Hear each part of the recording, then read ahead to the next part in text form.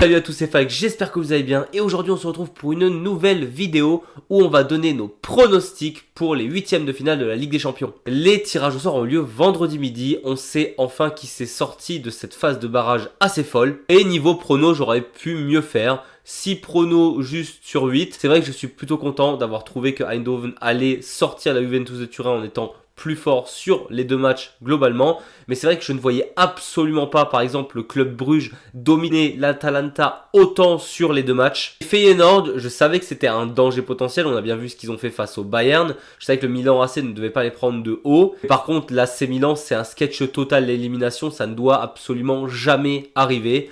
Malgré tout, c'est le Feyenoord qui passe pour les huitièmes de finale. Je vais donc débuter par une analyse des deux matchs qui nous intéressent. Et oui, deux matchs, pas trois, parce qu'on a d'un côté Dortmund, Lille et d'un autre côté le Bayer Leverkusen qui affrontera le FC Bayern. Donc on n'a pas trois matchs d'Allemands, on en a que deux. Et à la fin, évidemment, je vous donnerai mes pronostics de tous les matchs en espérant de faire mieux que 6 sur 8. Et on commence direct par le match entre le Borussia Dortmund et Lille. Match hyper intéressant par un duel qui est quand même assez rare, il faut le dire. Cette preview, on va peut-être éviter de parler que des championnats de chacun, parce que déjà, je trouve que les deux s'en sortent pas si bien par rapport à ce qu'on pensait. Lille, beaucoup mieux que Dortmund, mais c'est vrai que personnellement, avant la saison, je pensais que Lille serait encore plus haut dans le classement de la Ligue 1. Alors, le Borussia Dortmund, c'est peut-être la plus grosse déception de tous les gros championnats. Personne ne les voyait aussi bas. Personne ne les voyait ne même pas éventuellement jouer l'Europe l'année prochaine. C'est catastrophique ce qu'ils ont fait en championnat. Là, on va quand même plus se baser sur ce qu'ils ont fait au niveau international cette saison. Parce que clairement, les deux équipes, que ce soit en championnat ou en Ligue des Champions, c'est pas du tout les mêmes. Déjà, Lille, club français que personne ne voyait réussir à passer la prochaine phase sans passer par la phase d'élimination. Je pense que tout le monde pensait au Paris Saint-Germain avant de penser à Lille. Mais ce qui est absolument fou avec Lille, c'est qu'ils n'ont pas eu un parcours facile. L'équipe a réussi quand même à battre l'Atlético Madrid et de manière assez sèche. L'équipe a battu le Real Madrid. L'équipe a réussi à faire match nul contre la Juve. Vraiment, le parcours de Lille, il est incroyable. On a aussi le tout dernier match où Lille gagne avec 6 buts face au Feyenoord qui la semaine d'avant venait de battre le Bayern 3-0, qui a d'ailleurs éliminé l'AC Milan. Donc le Feyenoord, faut pas non plus les prendre pour des glandus. Donc oui, Lille a un parcours exceptionnel en Ligue des Champions cette saison. Le seul petit bémol éventuel, c'est qu'ils prennent des buts malgré que Chevalier soit un gardien exceptionnel. Je trouve que c'est l'un des meilleurs gardiens de sa Ligue des Champions de cette année. Mais c'est vrai que sans lui, on peut se dire que Lille aurait pris encore plus de buts et n'en serait pas là aujourd'hui. Autre petit bémol éventuel de Lille sur cette Ligue des Champions, c'est qu'ils gagnent de manière serrée. En soi, c'est une qualité de réussir à gagner malgré qu'un match soit serré. Mais des matchs comme contre le Feyenoord, par exemple, où ils en mettent énormément, où ils prennent que un but sur le match, ils n'en ont pas fait beaucoup. Par exemple, le Sturm Graz, ils ont que gagné d'un but. Et c'est vrai que vu la faiblesse de l'adversaire, on aurait pu espérer mieux. Et donc, d'un autre côté, on a un BVB qui, comme dit, n'est absolument pas la même équipe en championnat où c'est vraiment extrêmement médiocre. On a une équipe plutôt sereine en Ligue des Champions. Je pense que beaucoup se souviennent des premiers matchs de Dortmund en Ligue des Champions. Ça bat quand même Aston Villa directement 2-0, alors qu'on voit bien que Aston Villa a réussi à se qualifier directement. Ça a mis une énorme piquette au Celtic Glasgow qui a joué le Bayern récemment. Ça leur a mis 7-1. Donc le Borussia Dortmund avait hyper bien entamé sa Ligue des Champions. On avait un Borussia Dortmund rapide au niveau des transitions. On avait un Borussia Dortmund très concentré au niveau de la défense. Malheureusement, on a perdu ça au fur et à mesure. Déjà, on a cette défaite atroce qui était sûrement un tournant de la saison face au Real Madrid où Dortmund mène 2-0 à la mi-temps et se prend finalement 5-2 à la fin. On a en toute fin de campagne de phase de poule cette très vilaine défaite face à Bologne où tu mènes 1-0 mais où Bologne marque 2 buts coup sur coup et donc ça ne te permet pas de te qualifier directement pour la phase suivante de la Ligue des Champions. Tu t'es bien battu face au FC Barcelone mais malgré tout tu perds. Et donc on voit bien qu'on a vraiment un Borussia Dortmund en demi-teinte qui essayait de se chercher. Mais là ce qui est intéressant c'est de voir ce qu'ils ont fait face au Sporting Club Portugal qui est leur adversaire le plus récent. Alors peut-être bien que je surcote le Sporting Club Portugal mais pour moi c'est un club qui a de l'expérience et qui pouvait donc faire vraiment des dégâts au Borussia Dortmund. Et au final on a bien vu que le BVB s'en est extrêmement bien sorti, mis à part la toute première mi-temps face au Sporting Club où c'était très serré, où le Sporting aurait peut-être pu faire la différence à ce moment-là. Le Borussia Dortmund s'est repris directement en deuxième mi-temps du premier match et à partir de là, ça a littéralement déroulé. Le BVB gagnera sans prendre un seul but sur les deux matchs, ce qui est quand même assez rarissime vu la saison qu'ils sont en train de nous faire. Et donc je pense que le Borussia Dortmund au global a pris quand même beaucoup de confiance lors de ce match face au Sporting Club. La première confrontation entre ces deux clubs aura lieu le mardi 4 mars et les matchs débuteront à Dortmund. Là où d'habitude j'ai tendance à penser que le match retour à la maison, je trouve ça hyper avantageux parce qu'en fonction de ce qui s'est passé au premier match, si c'était serré, s'il y a des prolongations, tu as les prolongations à la maison, donc techniquement tu as un certain avantage. Là pour le coup, pour le BVB, je pense que c'est pas si mal de commencer à la maison parce qu'on sait que Dortmund cette saison, ils sont quand même meilleurs à Dortmund qu'à l'extérieur. Et donc si tu veux emmagasiner un max de confiance, ça serait bien dès le début de gagner ton premier match à la maison et de manière assez sèche pour être plutôt serein lorsque tu vas à Lille. Par contre Lille, il faudra absolument pas les prendre de haut. On a bien vu qu'ils ont réussi à battre les plus gros et à résister face à de très très grosses équipes. Mais malgré ça, je pense que Lille n'est quand même pas favori de cette double confrontation sur le principe où le Borussia Dortmund a beaucoup plus d'expérience que Lille et Lille a réussi à battre des gros de l'Europe sur un seul match. Il n'y a pas eu d'aller-retour. Je ne pense pas que Lille réussit à gagner par exemple une double confrontation face au Real Madrid si elle doit avoir lieu. Alors qu'on sait par exemple qu'en coupe, là où il y a des éliminations directes sur un match, tout est absolument possible. Là, ça va être plus dur parce qu'il y a quand même deux matchs. Et même si je suis absolument pas serein pour cette équipe de Dortmund, je pense que le BVB passera face à Lille, mais avec énormément de difficultés. Concrètement, je pense que l'expérience du Borussia Dortmund en Ligue des Champions fera la différence lors de cette double confrontation. Il ne faut pas oublier que l'année dernière, ils étaient en finale de Ligue des Champions, qu'ils connaissent la voie pour aller le plus loin possible, là où Lille est encore assez jeune dans cet exercice. Et en plus de ça, l'équipe de Dortmund au global est allée en finale de Ligue des Champions l'année dernière. Donc je pense qu'ils vont être assez concentrés pour réussir à battre Lille sur deux matchs. Mais attention, ne pas les prendre de haut. J'imaginerais bien un Borussia Dortmund extrêmement dominant à la maison et donc gagner éventuellement genre 3-1. Je les vois bien aussi soit faire match nul, soit perdre à Lille.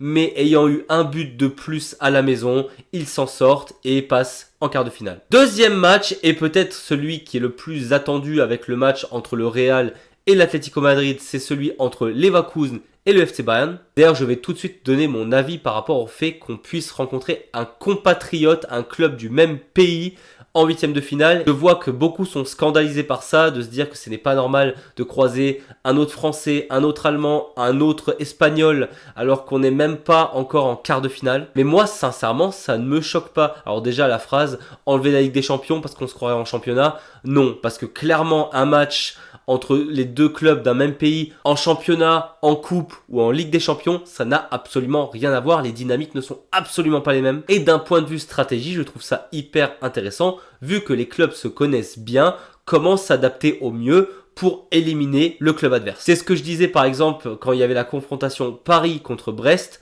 Je pense que pour Brest, c'était la pire chose possible d'affronter Paris, parce que Paris, ils les connaissent par cœur. Et c'est d'ailleurs une des raisons pourquoi Paris éclate Brest sur le deuxième match. Et donc, FC Bayern contre Bayer Leverkusen, premier match le mercredi 5 mars. Et alors là où je suis plutôt confiant pour le BVB pour passer, alors pour le Bayern, j'y crois assez moyennement. Déjà, le premier match a lieu à Munich. Et c'est ce que je disais tout à l'heure par rapport à Dortmund. C'est plus avantageux d'avoir le match retour quand c'est serré.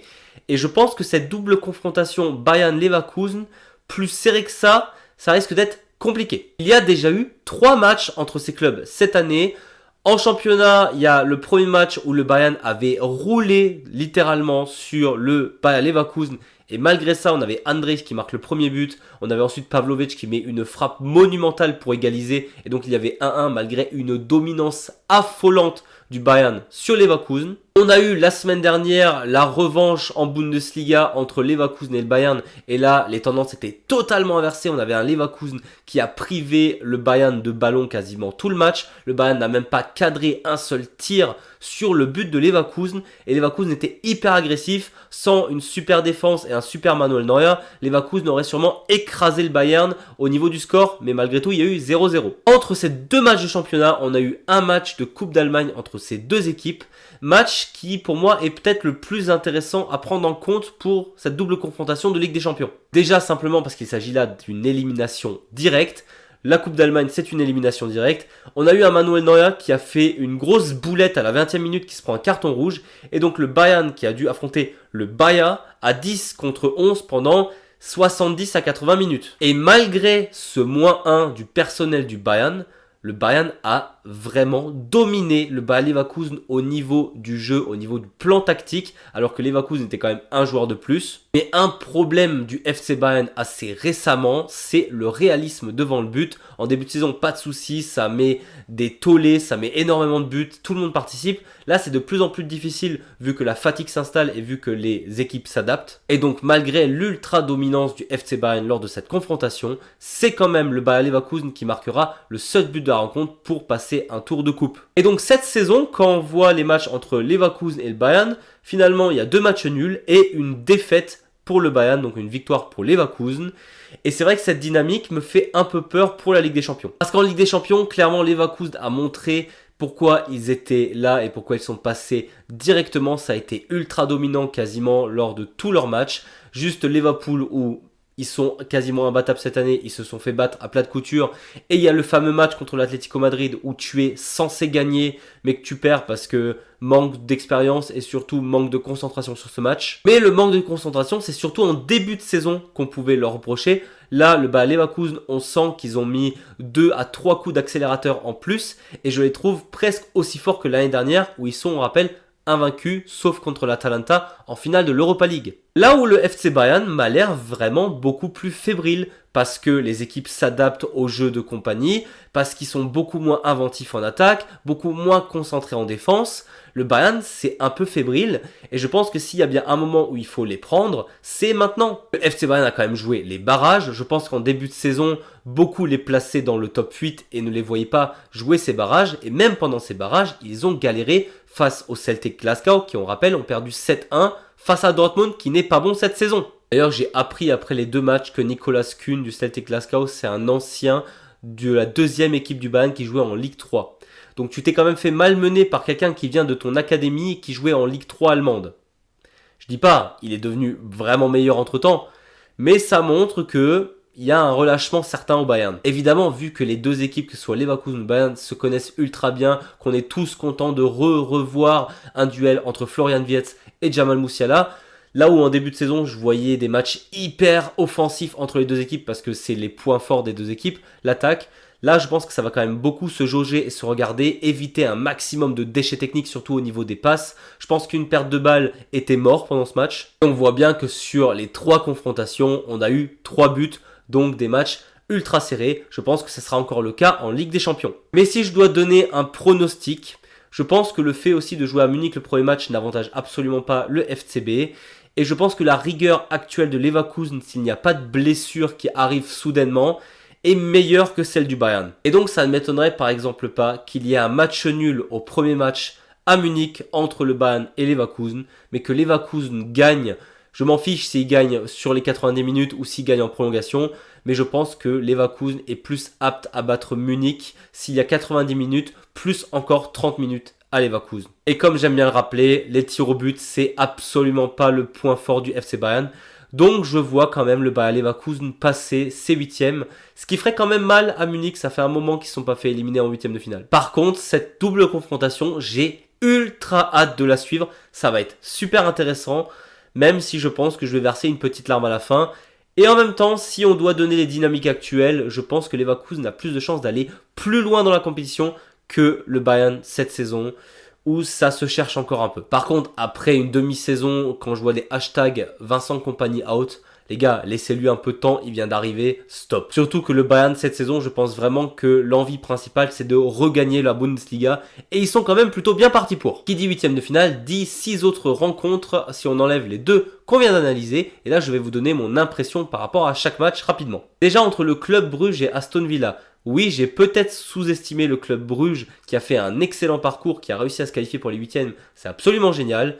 Mais là encore, je pars avec Aston Villa, qui peut-être techniquement au niveau de la cohésion d'équipe est moins forte que Club Brugge, qui impressionne vraiment en Ligue des Champions. Par contre, l'expérience d'Aston Villa, je ne parle pas en Ligue des Champions, je parle en général ou en Première Ligue, on joue très régulièrement le week-end, en semaine, il y a plein de coupes différentes. Aston Villa a quand même l'habitude de cet enchaînement de matchs et donc je les vois passer face au Club Brugge. Et sincèrement, je ne vois ni l'une ni l'autre équipe gagner avec des champions en fin de saison. C'est sûrement la confrontation la plus faible de toutes. Même constat pour le match entre le PSV Eindhoven et Arsenal. Je pense très sincèrement que Eindhoven peut faire très mal à cette équipe d'Arsenal et que la double confrontation soit ultra serré et je pense que ça peut se jouer sur un but seulement et qu'au niveau offensif, Arsenal a beaucoup plus d'armes pour battre le PSV Eindhoven, donc je partirai avec Arsenal dans cette double confrontation. Feyenoord, Inter de Milan, on a de nouveau le Feyenoord qui va se déplacer à Milan, ça va absolument pas les dépayser vu qu'ils auront exactement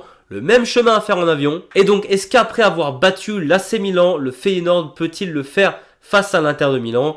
Et là, pour le coup, je ne pense pas. Pour moi, l'Inter de Milan par rapport à l'AC, c'est beaucoup plus fort cette saison, c'est beaucoup plus équilibré au niveau de l'équipe, c'est meilleur en tout point dans le jeu. Et justement, le fait d'avoir éliminé l'AC Milan, je pense que c'était un désavantage pour le Feyenoord face à l'Inter de Milan qui va se dire, les gars, ils ont éliminé l'AC Milan, on ne peut pas se faire éliminer aussi, c'est la honte pour notre ville. Sachant qu'il y a vraiment cette petite guéguerre quand il y a deux grands clubs dans la même ville. Et donc, l'Inter de Milan ne va pas se laisser surprendre face à un très bon Feyenoord, mais qui va, je pense, quand même perdre assez largement. Prochain match entre le Benfica et le FC Barcelone, et c'est une confrontation qu'on a eue pendant les phases de poule. C'est peut-être même un des plus beaux matchs de cette phase de poule, où le FC Barcelone a gagné à Benfica 5-4 après s'être fait globalement dominer. Vraiment, le début de saison assez bon du FC Barcelone est en demi-teinte maintenant. Malgré tout, là, c'est en huitième de finale, c'est phase élimination directe. Il y a deux matchs face au Benfica. Je ne pense pas que le Benfica survivra du tout à cette double rencontre. Là, pour le coup, je vois bien deux rencontres très offensives. De toute façon, je pense que c'est le gros point fort des deux équipes. Mais Barcelone, à ce jeu-là, sera vraiment meilleur. Et le FC Barcelone passera de manière assez logique face à cette bonne équipe du Benfica, qui a quand même galéré globalement contre Monaco.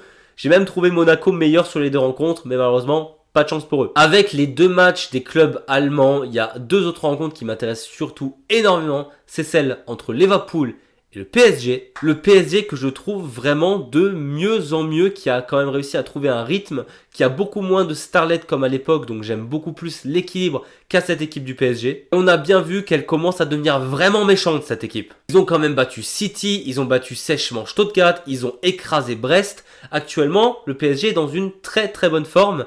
Mais là, face à eux, c'est quand même Liverpool. Liverpool qui est de loin la meilleure équipe en Ligue des Champions cette saison pour l'instant, qui n'a absolument pas dû forcer son talent pour passer. Alors oui, même pour eux, cette confrontation face à Paris sera sûrement la plus difficile qu'ils auront eu cette saison en Ligue des Champions. Mais malgré ça, je ne vois pas Liverpool perdre sur deux matchs face à Paris. D'ailleurs, actuellement, je ne vois pas Liverpool perdre face à qui que ce soit sur deux matchs. Je vois donc une confrontation très serrée entre les deux, mais Liverpool réussira à prendre le meilleur sur Paris et passera à la suite de la compétition. Et évidemment, le match que tout le monde attend, les deux Madrid, Real Madrid, Atlético Madrid. Et malgré que l'Atlético ait réussi à se qualifier directement dans le top 8, le Real Madrid, la Ligue des Champions, c'est un peu leur salon. Ils n'ont absolument pas tremblé face à Manchester City qui reste, malgré la méforme actuelle, un club. Vinicius, Mbappé, Bellingham, Rodrigo, etc. Elle s'est vraiment mise en route. Et Mbappé est vraiment très bon en ce moment malgré que ce soit pas mon joueur favori. Et donc malgré la bonne défense de l'Atlético, je pense que le Real Madrid gagnera cette confrontation. Voilà, c'était tout pour moi. J'espère que cette vidéo vous a plu. Si c'est le cas, n'hésitez pas à mettre un petit pouce vers le haut ou à vous abonner si ce n'est pas déjà fait. N'hésitez pas aussi à me dire dans les commentaires ce que vous pensez qui réussira à passer ces huitièmes de finale. Nous on se retrouve très vite pour de nouvelles vidéos. Et d'ici là, je vous dis servus.